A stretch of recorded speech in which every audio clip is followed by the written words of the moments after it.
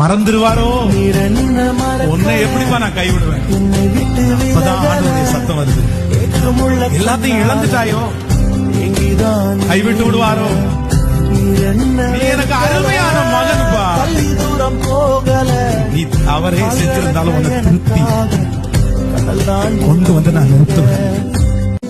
வழி தெரிஞ்சோ நான் தொலைஞ்சு போனேன், பாத புரியாம பயந்து நின்னே.